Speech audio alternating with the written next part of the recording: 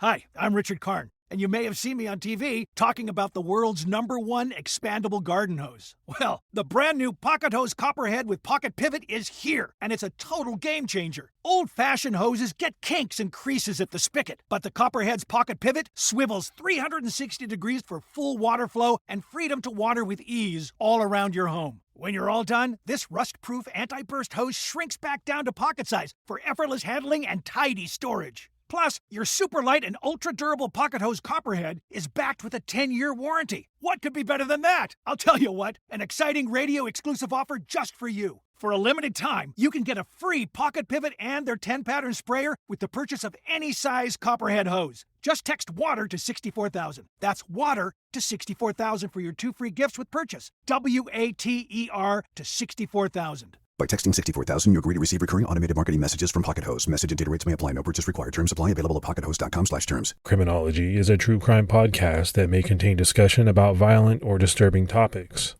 Listener discretion is advised.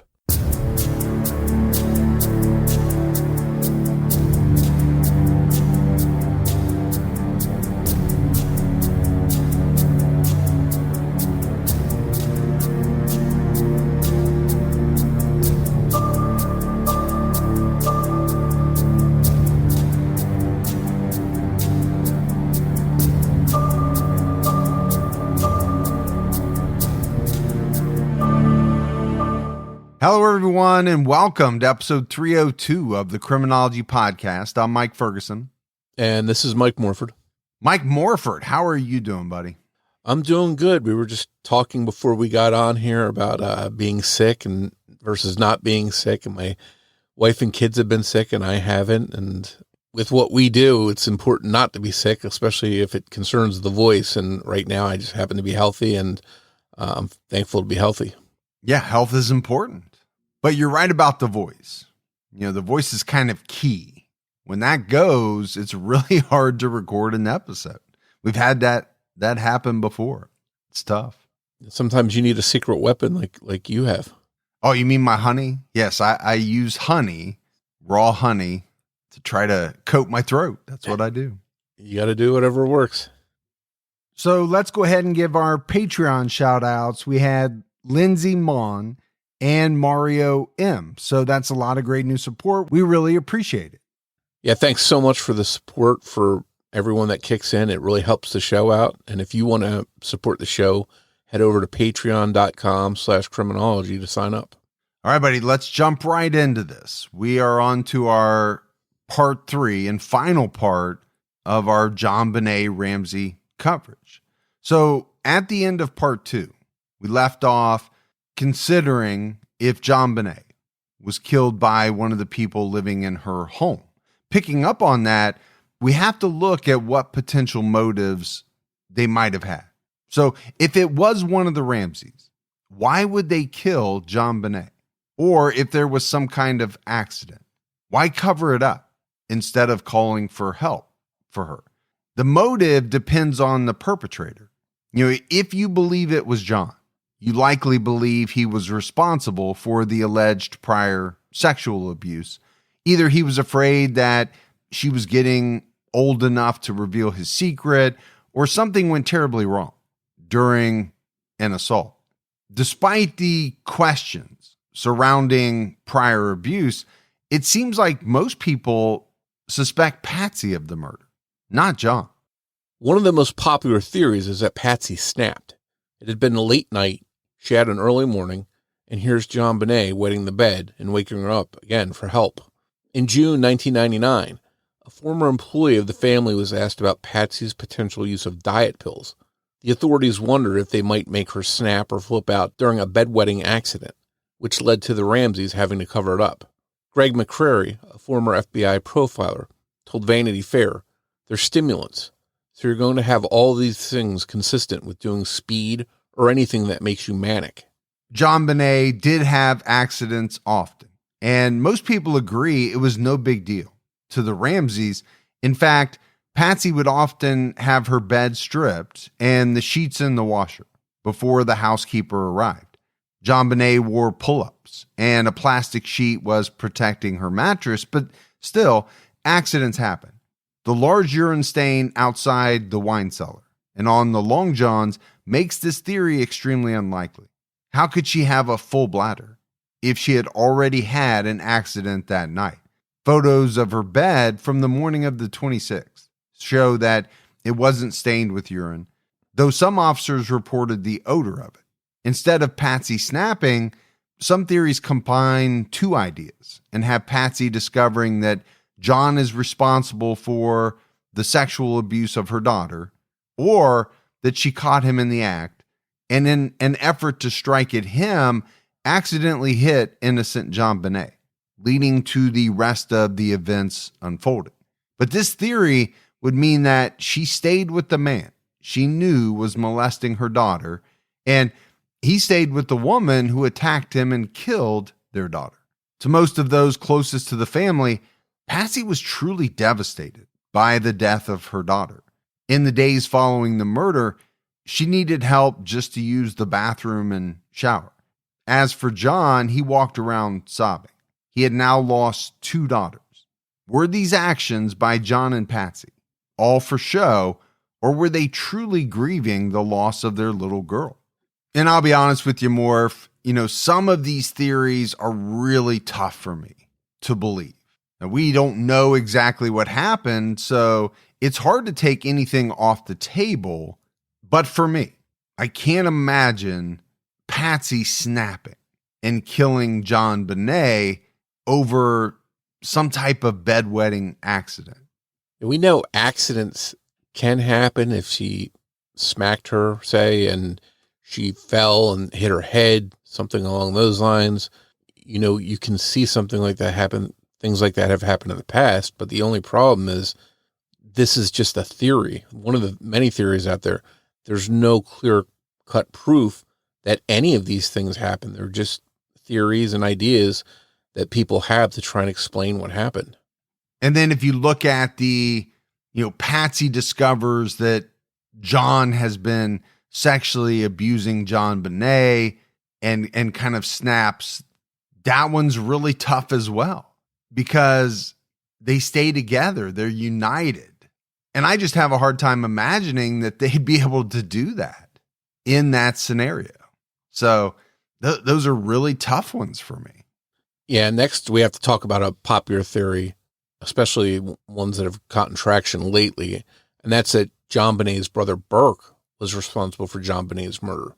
Now, most people don't have him in their theory as being the author of the ransom note in their version of events, but pretty much every theory with Burke as a suspect has him responsible for the blow to JonBenét's head.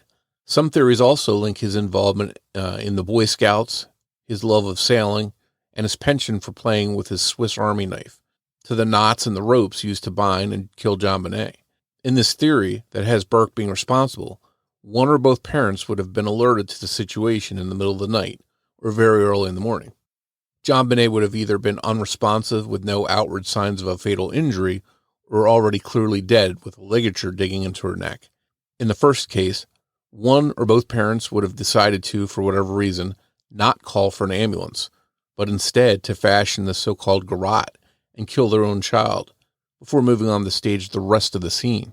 In the second scenario involving Burke, one or both parents would have found JonBenét brutally and obviously murdered and would have decided, rather than lose both children, they would protect Burke and keep him from being taken away, and that a fake ransom note was the best way to do this. It's worth noting that in 2019, Burke Ramsey settled a $750 million defamation lawsuit that he filed against CBS after they aired the docuseries, The Case of JonBenét Ramsey, which prominently featured this theory.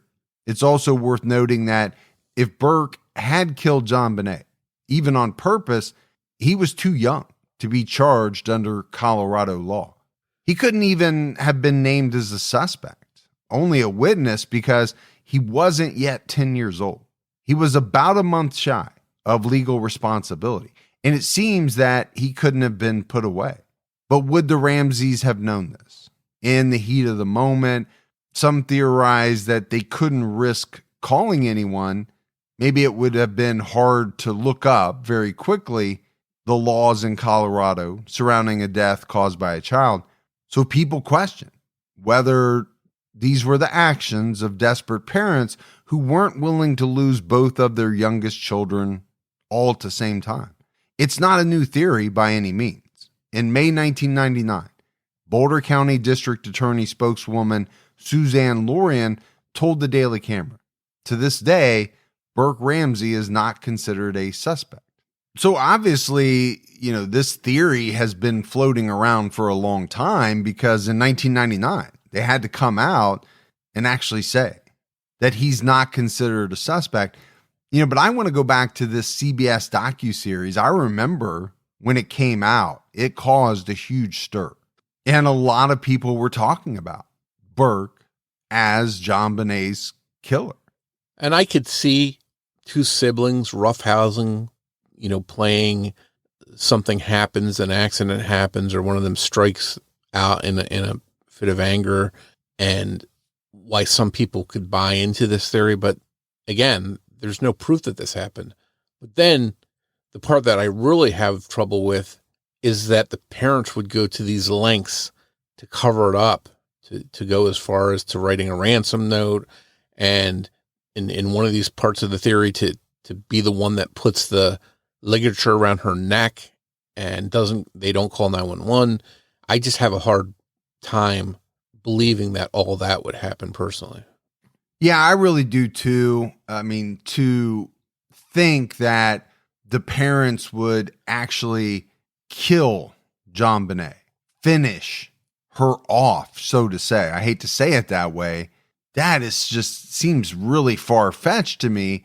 And then you could see parents wanting to protect a child, but if this was some type of accident, why not just call the authorities and say that's what happened? I mean, he was 9 years old. What was going to happen to him that was so bad they needed to protect him to that level? And I think that's where I really struggle with those type of theories. And I think we have to talk about some general problems or issues with these theories that point to the Ramseys. Most people who knew the Ramseys didn't believe that they could have any involvement in JonBenét's murder. To those people, the Ramseys were as they appeared to the outside world, good people who had a loving family. One family friend told the Daily Camera, "I don't know why the police asked me about abuse and the Ramseys. There was just no way they could have been involved in anything like that." People had lovely things to say about Patsy and her relationship with her daughter. Family friend Dee Dee Nelson Schneider told the Daily Camera, "They interacted beautifully. Patsy had all these pet names for her, like Sugar. It was just a special relationship." Dee Dee went on to say, "Patsy is a doting, loving, incredible mother." Another family friend who wished to remain anonymous said, "Patsy was just bubbly, full of life, and she was excited about going to Michigan the next day." Bill McReynolds, who played Santa at the Ramsey home, said of Patsy, "She's a very strong woman. I've always admired her very much. I've never seen such anguish in a person's face as I did in Patsy's today." He added, "She had put so much into that little girl." McReynolds also noticed how much JonBenét cared for her big brother, Burke. He told the Daily Camera, "Last year, she wanted to make sure I spent enough time with him." As for the relationship between Patsy and Burke, McReynolds said the two of them just got along wonderfully. Even District Attorney Alex Hunter told the paper it was more than mere love. Speaking of the atmosphere in the Ramsey home, Joe Barnhill, who lived across the street, said neighbors in Boulder loved the entire family. They are such congenial people, the best neighbors. And Shirley Brady, their nanny in Atlanta, said, "The Ramseys were the kindest, most loving parents that I've ever met. Their involvement in JonBenét's death was absolutely unthinkable to her." She said, "I've never heard them even speak a harsh word to their children. It's insane to think that the family could do anything like this." So no doubt you had a lot of people, talking to papers and the media. And it seems to me that people had nothing but really nice things to say about the family atmosphere. And I want to kind of zero in on the relationship between Patsy and JonBenét. Obviously, we weren't there. We weren't inside. But it seems to me, from the outside looking in, that Patsy adored this little girl. You know, you bring in all the pageant stuff. And obviously, that was a huge part of the coverage of this case. It seemed they focused on JonBenét's involvement in the pageants a lot. That's a lot of time, effort, and money. Anybody who's ever had a child involved in dance or pageants or anything like that knows how much is involved. And I think you don't go to those lengths unless you love your child. You want them to experience life and you want the best for them. And that's just kind of the thought that I had, or the feeling that I got of the relationship between Patsy and JonBenét. And maybe that's why it's hard for me to believe that she would have had anything to do with the murder or the cover-up or anything like that. And although John had to travel a lot for business, and he wasn't with the kids as much as Patsy was, most people described him as being as doting as he could be. One of Elizabeth's friends from college recalled a time that Elizabeth invited John to a father-daughter dance. The friend told the Daily Camera he canceled his business meeting and flew out just so he could go with her. So with all these glowing reviews of the Ramseys by people that knew them well, how could these doting parents be indicted by a grand jury in relation to JonBenét's death? I think that's why we need to turn to the findings of that grand jury. The exact wording of the grand jury indictment for count 4A, child abuse resulting in death, was did unlawfully, knowingly, recklessly, and feloniously permit a child to be unreasonably placed in a situation which posed a threat of injury to the child's life or health, which resulted in the death of JonBenét Ramsey. For count 7, accessory to a crime, it was did unlawfully, knowingly, recklessly, and feloniously render assistance to a person with intent to hinder, delay, and prevent discovery, detention, apprehension, prosecution, conviction, and punishment of such person for the commission of a crime, knowing the person being assisted has committed and was suspected of the crime of murder in the first degree and child abuse resulting in death. So that's a lot to take in, but my main takeaway from these indictments is that the grand jury believed not that Patsy and or John killed JonBenét, but that they allowed her to be in a situation which enabled it to occur and that they helped cover it up.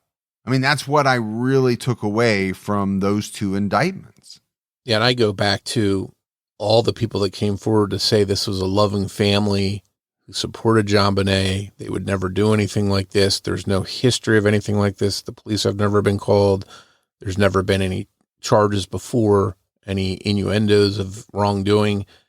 But then we suddenly would have to buy into the fact that they played some kind of role in allowing this to happen and then helping the person that did it to cover it up. It's hard for me to believe that. And at the end of the day, I'm asking, who is this other mystery person? Is it Burke? Is it some other person that we're not aware of that they think was involved? And it's frustrating that we just don't know who this mystery person is that the Ramseys supposedly helped.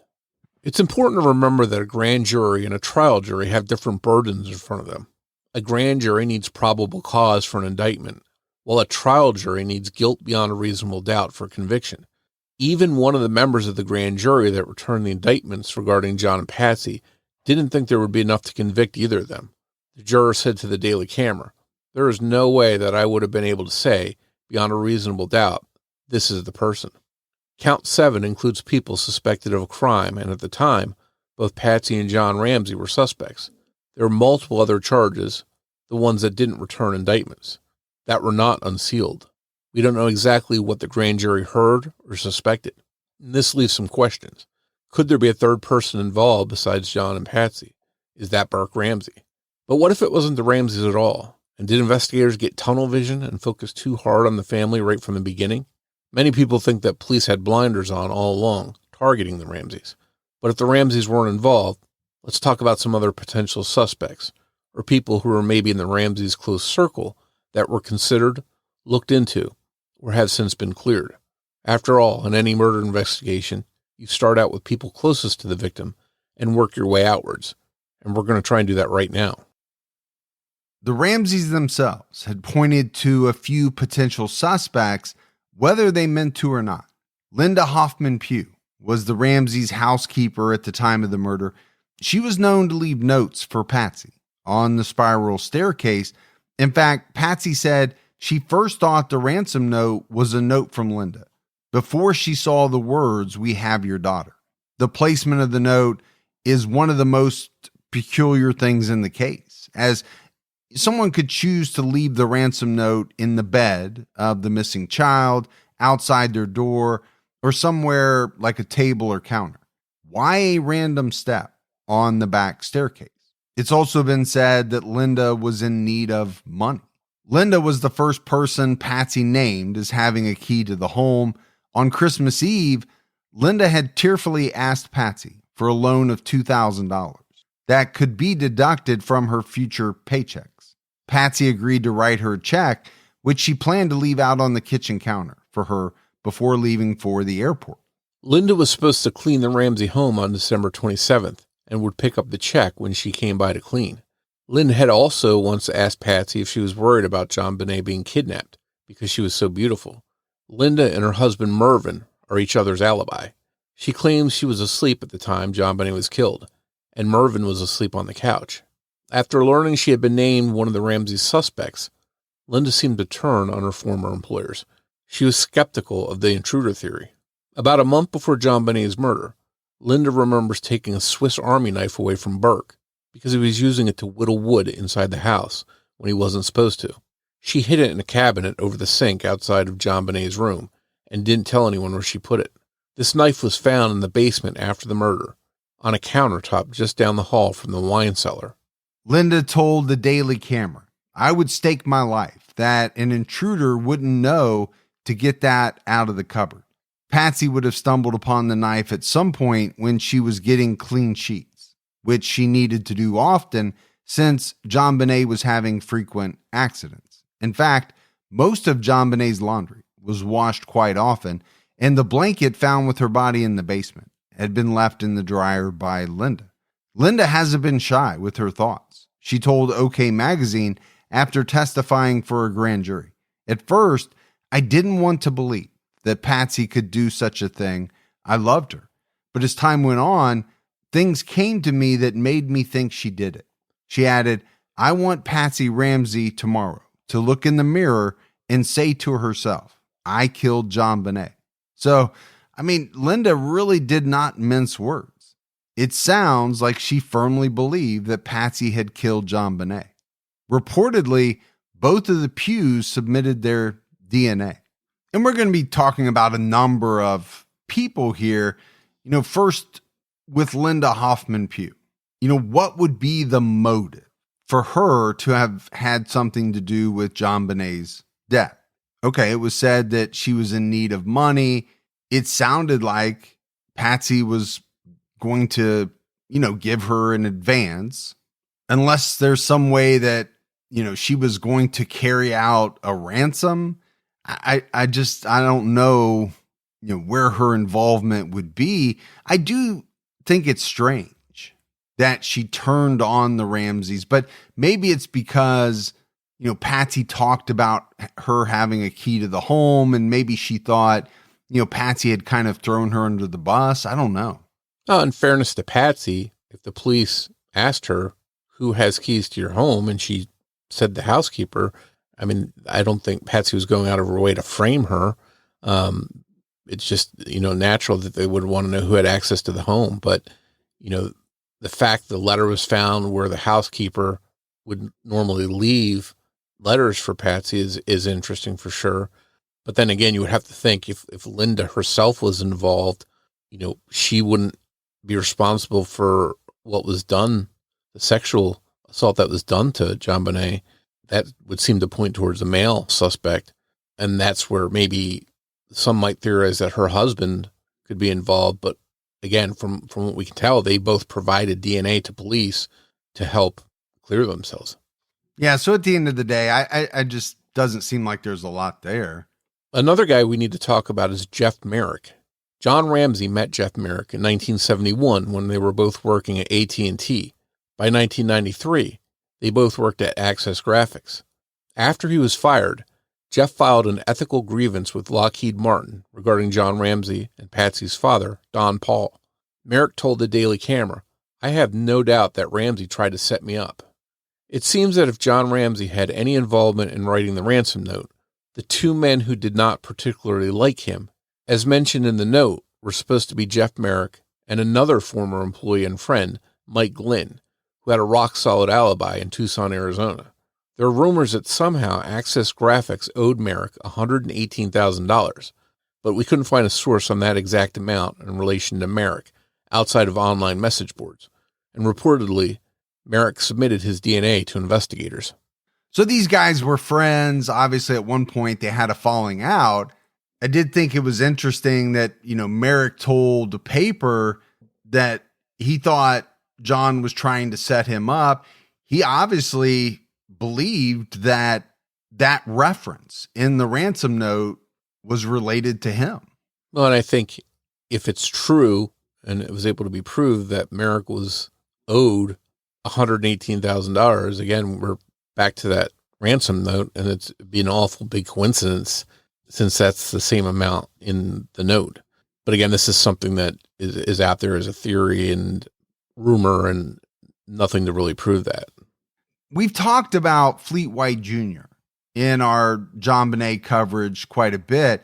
He was suspected by many people online, mostly due to the fact that he had tried to check the basement earlier in the day like John had, and due to how close he and John seemed to be, picking up the duct tape after JonBenét was found was seen by many as a way for him to explain potential fingerprints or DNA, not as the actions of a shocked man.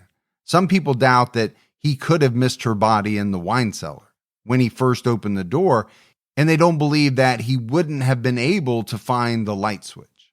By January 1997, there was information about a 911 call from the Ramsey home at 6:47 p.m. on December 23rd during the Ramsey Christmas party. Whoever dialed the number hung up the phone before talking with the dispatcher. No one answered when police tried to call back. While the timing is suspicious, one police source apparently said to the Daily Camera, there's no indication that this call was connected to JonBenét's murder, explaining that the call easily could have resulted from something like a person accidentally tripping the family's alarm. In fact, accidentally setting off the alarm too many times is precisely why the Ramseys didn't always use their security system. It would later be explained that Fleet White had accidentally dialed 911 instead of 411 when he was trying to call in a prescription for his mother from the Ramseys' home during their party. The police responded to the home since it was a hang-up call, but family friend Susan Stein answered through the intercom, told them everything was fine, and no officer was able to enter the home. Many find that extremely suspicious. First of all, why was Fleet basically doing an errand during a Christmas party? And if everything was fine, why keep the officers out of the home? Why not even open up the door for them? This call caused many to speculate that JonBenét's murder was an extension of something that had happened at the Christmas party. According to the Daily Camera, in April 1997, Chief Tom Kobe made it clear that Fleet and Priscilla were considered key witnesses, not suspects. The chief added, the Boulder Police Department appreciates the full cooperation they have received from the Whites since the beginning of their investigation. The Whites submitted their DNA and were reportedly cleared. And it seems to me, Morf, that especially online, there's really no one involved with the Ramseys that has escaped suspicion. I mean, let's face it, people have been trying to figure this thing out for many, many years. And so there are theories out there about a lot of different people. And obviously, Fleet White is mentioned. He was there. He was searching the home. He picked up the duct tape. So people theorize all types of different things about him. Yeah, and I think it goes back to looking at the people closest to the family and suspicion falling on them. And it's no doubt that the Whites were close and tight with the Ramseys and constantly in their home. And so they had to be properly ruled out. And I really go back to motive. What would be the motive for some of these people to have wanted this little girl dead? And then, you have to factor in the ransom note and all of that. Again, it's what makes this case so perplexing. Next, we have to talk about the Fernies. We mentioned that John Fernie claimed to have seen the ransom note and read it from outside the home when he went there and looked into the window.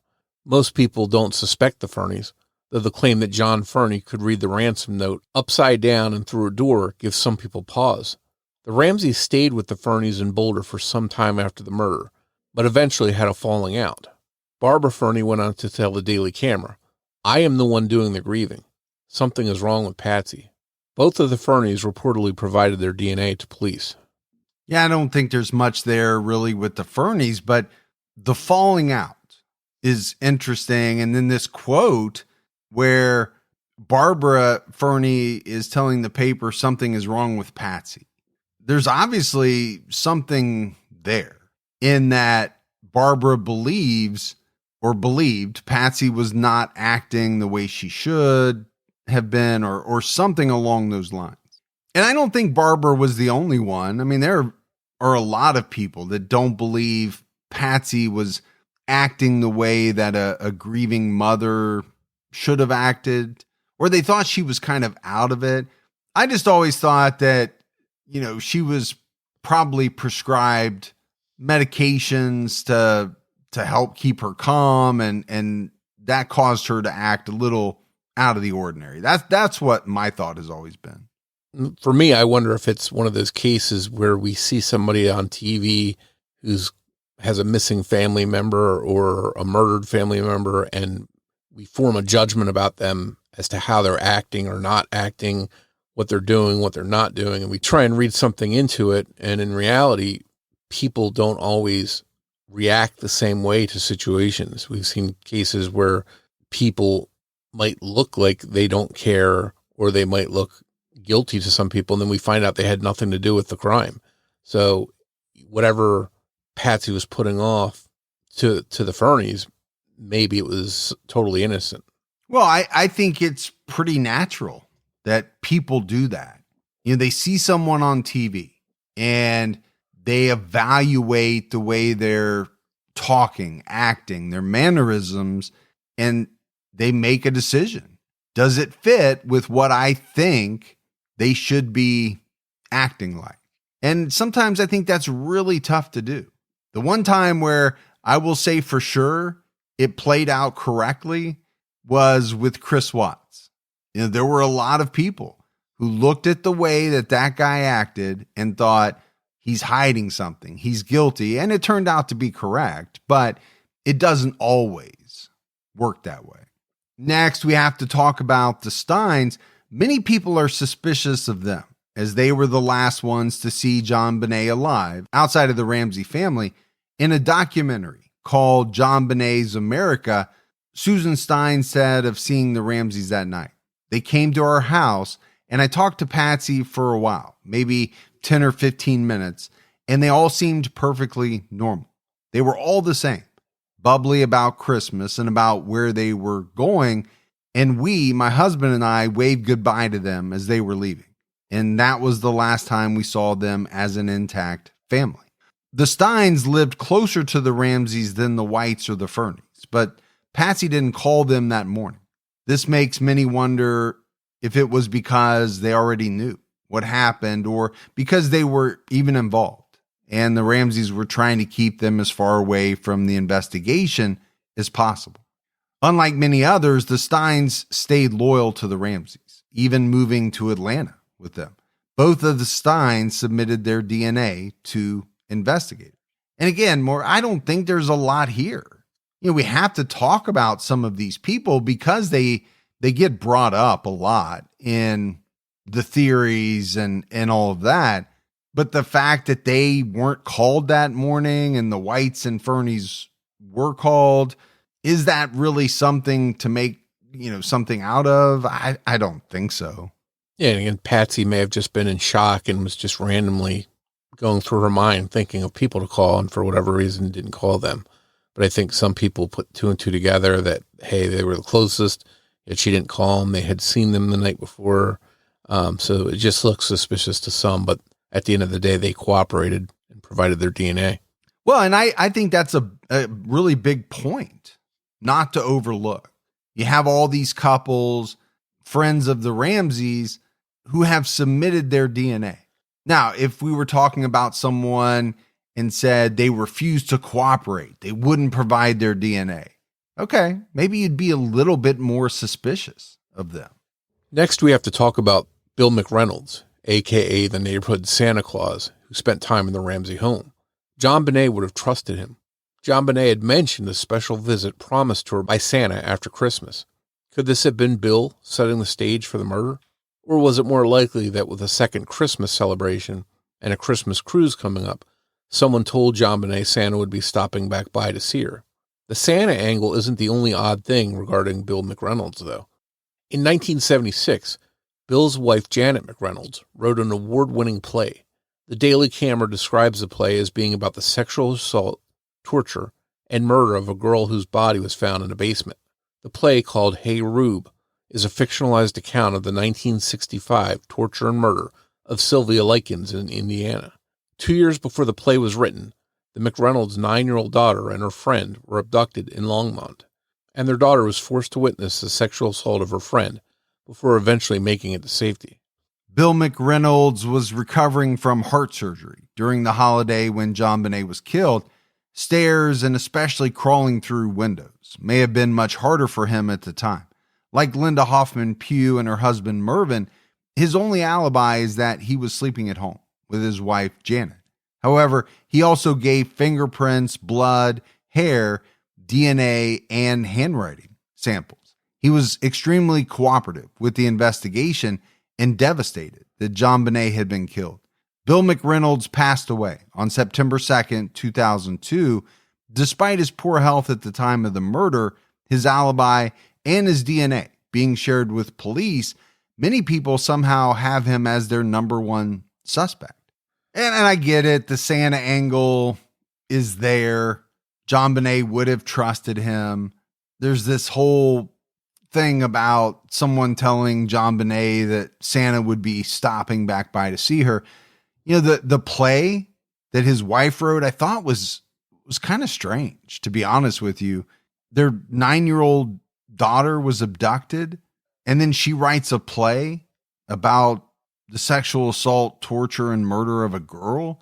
So I did think that was a little strange, but it sounds like, this guy went over and beyond to cooperate. I mean, you think about giving fingerprints, blood, hair, DNA, and handwriting samples.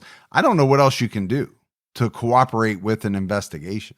Yeah, and I think a lot of people online have, maybe hinted that he was using the Santa persona to get close to children, to get close to JonBenét with some ulterior motives in mind, as opposed to being just a person that likes to make children happy and enjoys playing Santa Claus. So I think a lot of that, along with that play, really is what built him up as a suspect in many people's minds, despite all that other stuff that you mentioned as far as cooperation.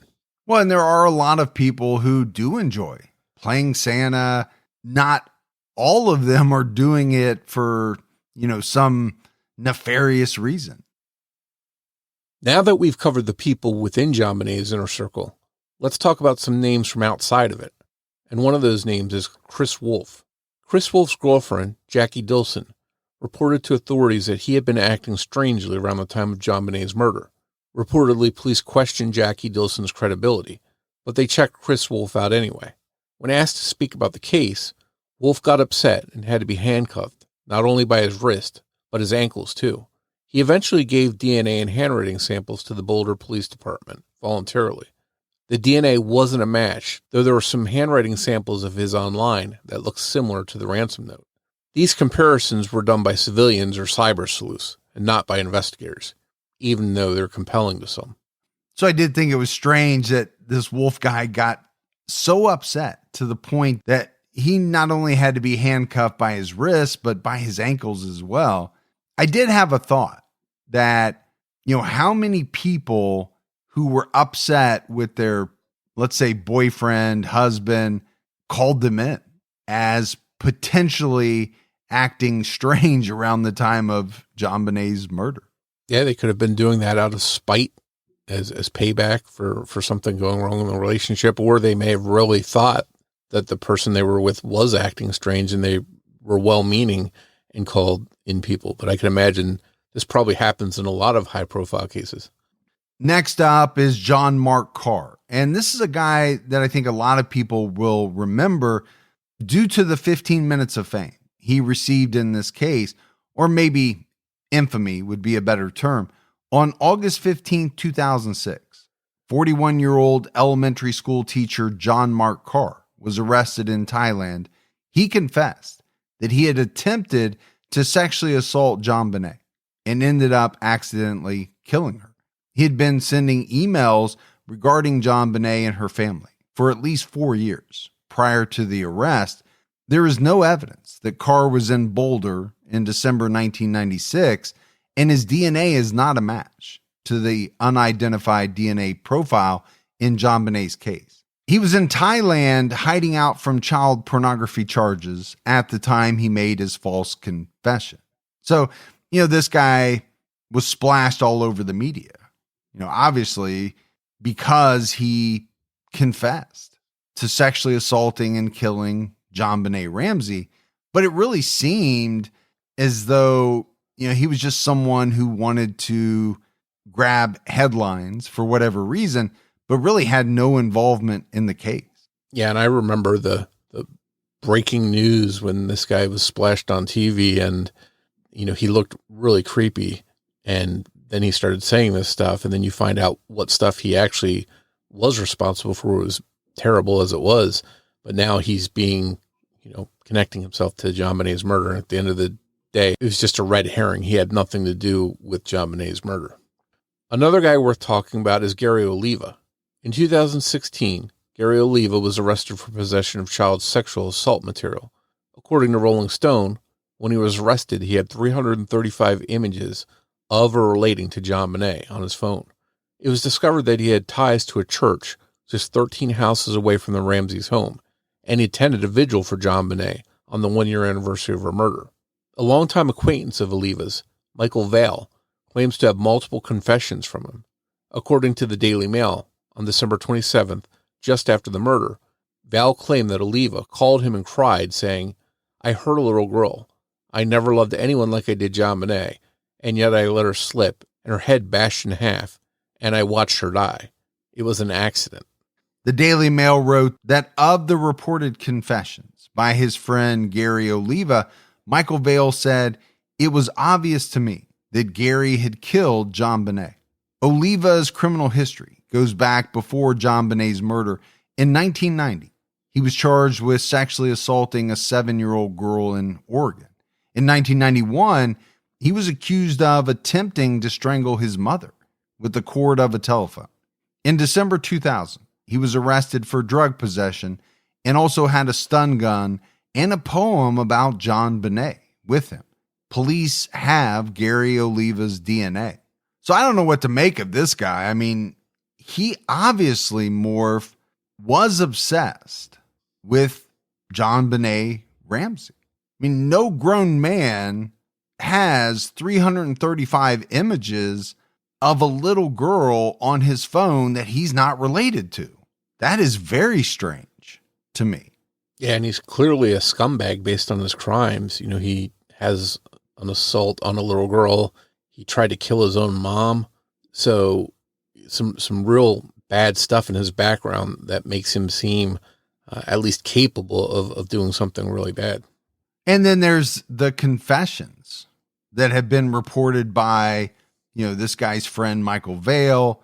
But at the end of the day, they have his DNA. And obviously, if there was a way to connect him to JonBenét's murder, they would have done it. One man who is a favorite suspect of many people was a guy named Michael Helgoth, who took his own life on February 14, 1997, with one gunshot to his chest. He was 26 years old.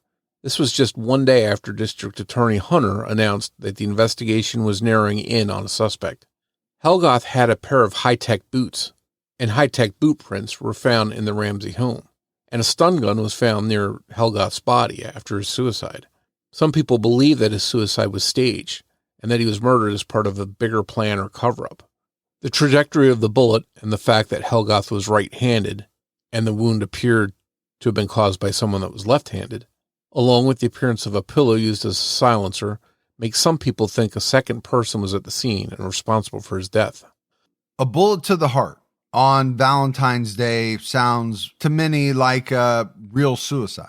Some reports say that Helgoth, who had no criminal record, was despondent over a breakup with his girlfriend, and that his suicide was due to that breakup, and not because he had anything to do with JonBenét's death. Detectives eventually tested his DNA in the case, and it was not a match. Investigators also analyzed his high-tech boots, and nothing came of it, and he was cleared as a suspect in JonBenét's murder. Well, I think a few things that really made him so interesting to people was the high-tech boots, obviously.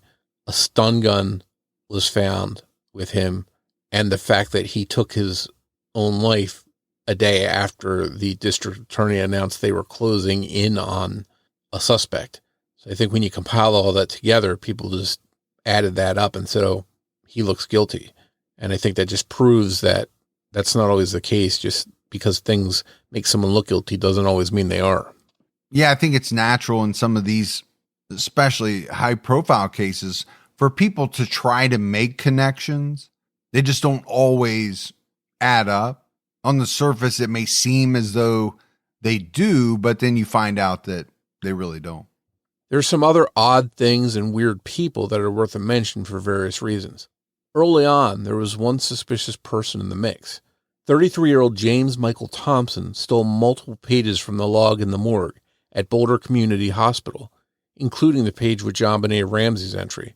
He also confessed to trying to burn down the Ramsey home by lighting papers, including newspaper clippings about the case, on fire, and then pushing them through the mail slot in the home. Thompson also used the alias J.T. Colfax.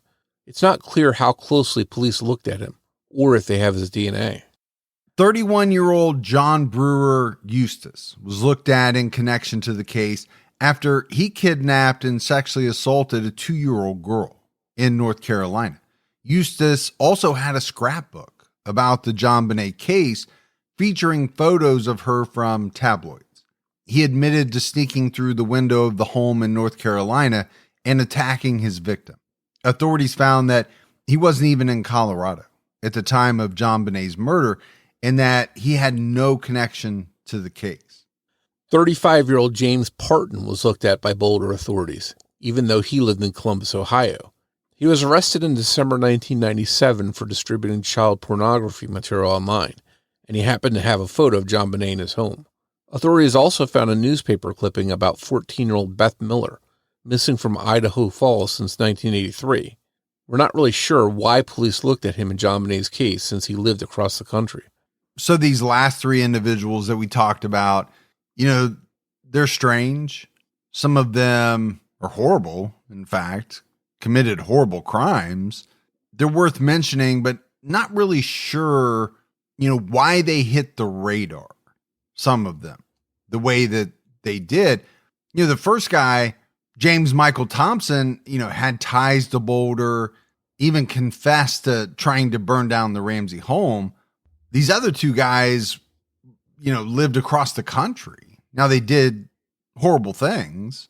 It seems as though the connection was that in addition to crimes against children, they had pictures or, something like that of JonBenét. And that's where the tie must have come in. Yeah, I give them credit for checking some of these people out, as against the odds, as it were, that they were connected to JonBenét's case. They at least checked them out. But I think at the end of the day, there's just really nothing to tie some of these people to the crime. And there were a couple guys that I sort of look at, and I understand why people were most interested. One was Michael Helgoth, and he took his own life. The timing, the stun gun, we mentioned it, the high-tech boots, all of that stuff was of interest, and people might cling to that. And then Gary Oliva, he allegedly confessed to a friend of his. So those two people above the rest of the people on that little list, I think caught the most attention because of those specific reasons. But at the end of the day, like everyone else we've talked about, there seems to be no proof of anything as it relates to the murder of JonBenét Ramsey. So as we wind down this third and final episode about JonBenét's murder, there are a few things worth mentioning that we haven't gone into yet. We didn't talk much about the rift between the Boulder Police Department and the Boulder County District Attorney's Office. There's so much to talk about in this case, and the paranoia, the accusations, and the resignations complicate the story. It's just a shame that they were basically working separate cases within the first few months instead of working together. It's possible that we may not be here with an unsolved case if the investigation had been focused from the start and there was a unified front. Along the way, evidence was lost, secure databases were hacked, locked rooms were entered without permission, tabloids were sold autopsy photos. Boulder County Coroner Dr. John Meyer, speaking of the leaked photos, told the Daily Camera, "This is something that has never happened before to my knowledge, and it's one of the real nightmares of any medical examiner. Lawsuits were filed, books were published, TV shows were made, and none of it brought any progress in the case as far as we can tell. What we are left with at the end of the day is mostly two divided camps. One that think John and Patsy Ramsey were involved in their daughter's murder or in covering it up. That camp says there's no way a stranger came into the house and did what they did and took the time to write a ransom note. The other camp thinks that an intruder killed JonBenét and has gotten away with it for almost 30 years, and they point to DNA evidence that does not match any of JonBenét's family." And we probably could have spent an entire episode talking about the Boulder Police Department and the Boulder County District Attorney's Office. They have, from the very beginning, received a ton of backlash. They've been criticized. I'm sure some of it is deserved, some of it not, but we didn't want to get too far, into the weeds with all of that stuff. Suffice to say, it's thought by many that they could have done a better job. I'll put it that way for sure. And I think that's something that is widely agreed upon by the two camps, the one that think the Ramseys were involved and the one that thinks they're innocent. I think all of them, or most of them, would agree that a better job could have been done between all the investigators in this case, and a unified front would have been something that might have helped solve this case. I mean, I think back to even the DAs. One DA would basically exonerate the family, then the other one that replaced her said, no, not so fast. This doesn't rule the family out at all. So even in what they were saying to the public, there were mixed messages. Well, and I think anytime you have that, it's going to cause distrust by the public. And I believe that's what happened here. So where does the case stand today? Recently, the Colorado Cold Case Review Team looked over the case for a year. They organized and digitized all of the materials in the investigation and looked at leads and evidence to see what the best next steps would be. According to the City of Boulder's own website about the case, the Boulder Police Department and the Boulder District Attorney are currently in the process of reviewing and prioritizing the team's recommendations. John Andrew Ramsey said in a 2021 interview with ABC, "I think it's really important for people to understand that this case can be solved. There's a narrative out there that this is an unsolved homicide and that we just have to accept that as fact. And that's not the truth. Anyone with information related to this investigation can contact the Boulder Police Department by calling 303-441-1974 or by emailing Boulder's Most Wanted at bouldercolorado.gov. I think it's only right to end the episode with a bit of discussion about JonBenét Ramsey. She gets lost in this story so often. She was more than a murdered child. She wasn't just a body to collect evidence from. She was a beautiful little girl with a big smile that was robbed of her entire life. Pretty much everyone who had the chance to meet JonBenét was touched by her presence. They could just tell she was special. She liked talking to people. Her older half-brother, John Andrew, told ABC News, JonBenét was the kid that kept the conversation at the dinner table going. You know, she would go around and ask everybody how their day was and what they did, and she was just an energetic and fun kid. JonBenét won the I Caught You Being Good award at her school, High Peaks Martin Park Elementary. Lori Wagner, vice president for worldwide development at Access Graphics, told the Daily Camera about JonBenét. She was a charming little girl. She was also intelligent. JonBenét attended a kindergarten program that was full-time, 5 days a week, instead of the half days or every other day schedules that can be common, but she had been moved up to first grade math. Although we mentioned it, we didn't go into deep detail about one of JonBenét's greatest loves, beauty pageants. It's really one of the catalysts that caused the case to become a circus in the first place. She was good at beauty pageants and had fun doing them. She won multiple titles: Little Miss Christmas, Little Miss Colorado, Little Miss Charlevoix, Colorado State All-Star Kids Cover Girl, America's Royal Miss, and National Tiny Miss Beauty. Despite the photos of her in the media in fancy dresses and makeup, she was a tomboy who liked playing outdoors. She was brave and athletic, once telling her parents she wanted to be a professional ice skater. Whatever JonBenét would have gone on to do, or would have accomplished in life, was never realized due to her brutal murder. So as we wrap this one up, Morf, we've tried to stay pretty neutral in our coverage of this case, but I think it's only natural that, we have our own thoughts. We've shared some of those already. Yeah, for me, I go back to the very beginning of this case. And although I'm a big supporter of law enforcement, I think the Boulder PD messed up big time early on when they allowed several people to tromp through the Ramsey house instead of treating it as a crime scene and sealing it off. And I think we mentioned it quite a bit. That area was not used to murders.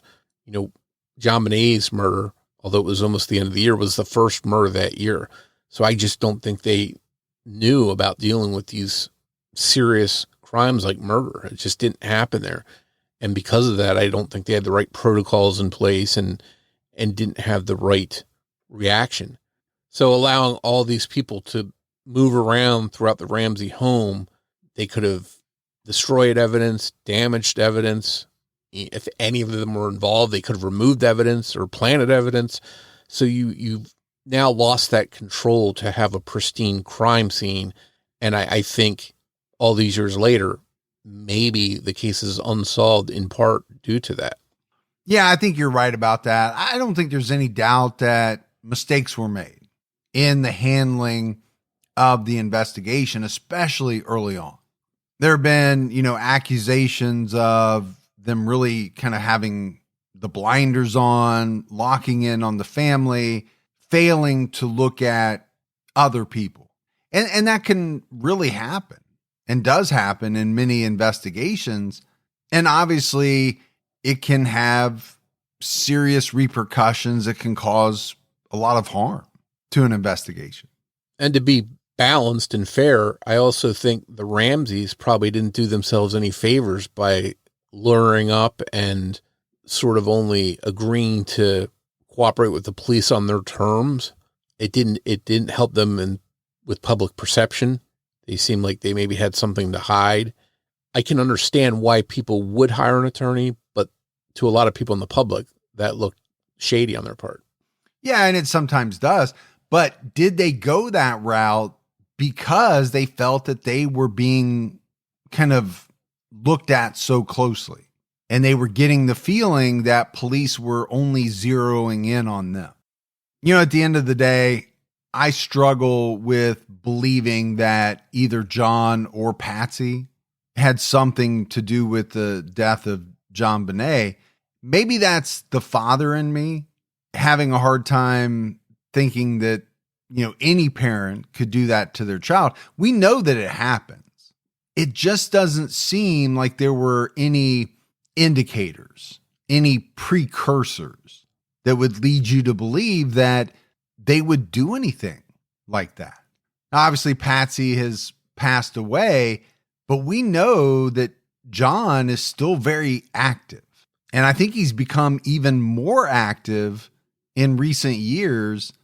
To me, those are not the actions of someone who's guilty, really fighting to try to find out who killed his daughter. Now, some people could make the argument that that's a smokescreen, but I don't think it is. Yeah, I agree with you. I tend to not think the parents had anything to do with this.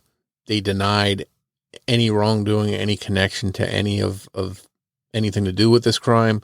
And as you mentioned, John has been an advocate for the case. He was at CrimeCon. So he's tried to do his part to keep this in the spotlight and let people know he had nothing to do with this and he wants the real killers to be caught. And I go back to the amount of people coming through the house that week leading up to the murder. They had, as we mentioned, 1,000, 2,000 people in that house showing off for the Christmas holidays. The public was just allowed to come in. Who knows what kind of people were coming in there? Criminals, thieves, sex offenders, anyone could have been coming in there, just mingling, acting like they were one of the people there to see decorations. Maybe they were casing the house, figuring out the layout of it, figuring out how they could come back and get in there. And to me, that just opens up endless possibilities of who might be responsible for this. Yeah, I've kind of always thought that somebody became fixated on JonBenét.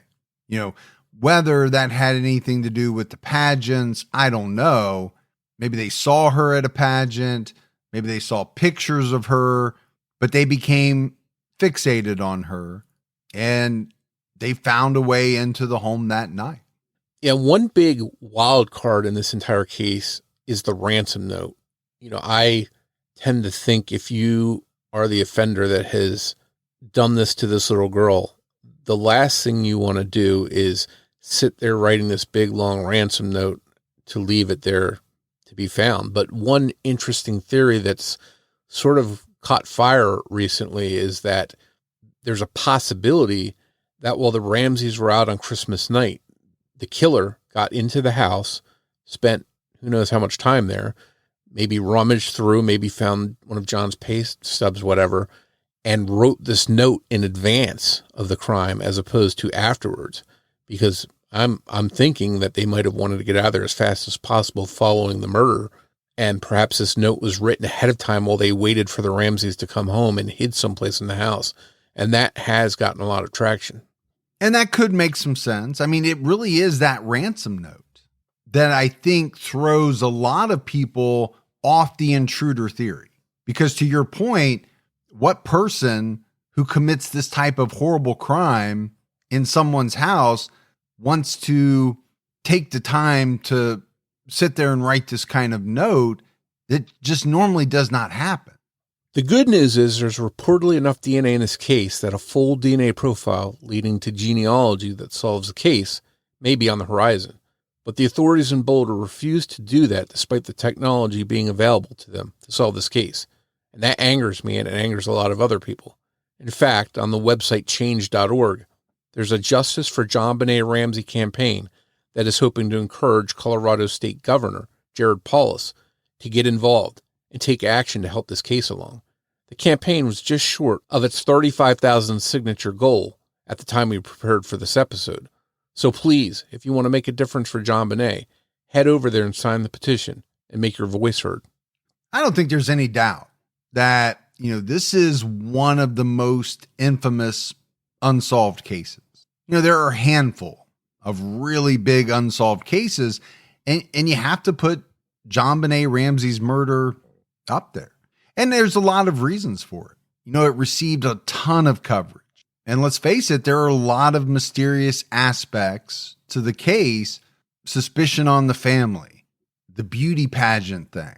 But like you said, Morf, when you detailed out some stuff about JonBenét, this was an unbelievable little girl. And who knows what she would have gone on to do? I always have that thought in my head, that question. Yeah, and she deserves justice. We deserve to know who did this, and they need to be held accountable. And even if they're deceased, they need to be named. They can't escape what they did, and I hope that they're uncovered one day. But that's it for our coverage on the murder of JonBenét Ramsey.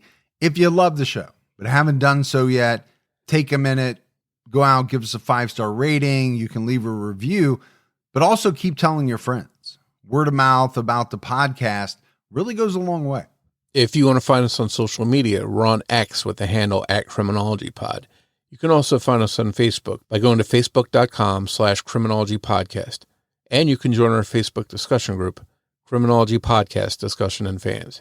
So that's it for another episode of Criminology, but Morf and I will be back with all of you next Saturday night with a brand new episode. So for Mike and Morf, we'll talk to you next week. Take care, everyone.